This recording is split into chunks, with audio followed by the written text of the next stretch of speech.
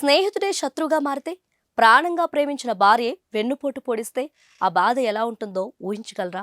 Team India star Dinesh Karthik జీవితంలో జరిగింది అదే.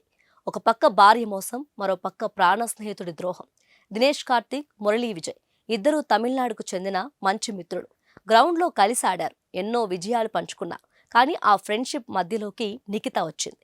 దినేష్ కార్తిక్ భార్య అయిన నిఖిత మురళీ విజయ్తో ప్రేమలో పడటం అప్పట్లో దేశవ్యాప్తంగా సంచలనం సృష్టించింది. తన భార్య తన ఫ్రెండ్తో రిలేషన్లో ఉందని తెలిసి డీకే కుప్పకూలిపోయాడు. విడాకులయ్యాయి. నిఖిత వెంటనే మురళీ విజయ్ని పెళ్లి చేసుకుంది.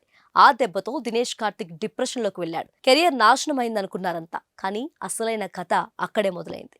గెలుపుతోనే సమాధానం చెప్పాలి అని డిసైడ్ అయ్యాడు DK. Squash champion Deepika Pallikal రూపంలో నిజమైన ప్రేమను దక్కించుకున్నాడు. అంతేకాదు, నితాస్ ట్రోఫీలో ఆఖరి బంతికి 6 కొట్టి తనని మోసం చేసిన కాలానికి గట్టి ఆన్సర్ ఇచ్చాడు. ఈరోజు దినేష్ కార్తిక్ అంటే ఒక లెజెండ్. మరిన్ని ఆసక్తికరమైన స్పోర్ట్స్ అప్డేట్స్ కోసం చూస్తూనే ఉండండి కోలుగురి 24/7 న్యూస్ టీవీ.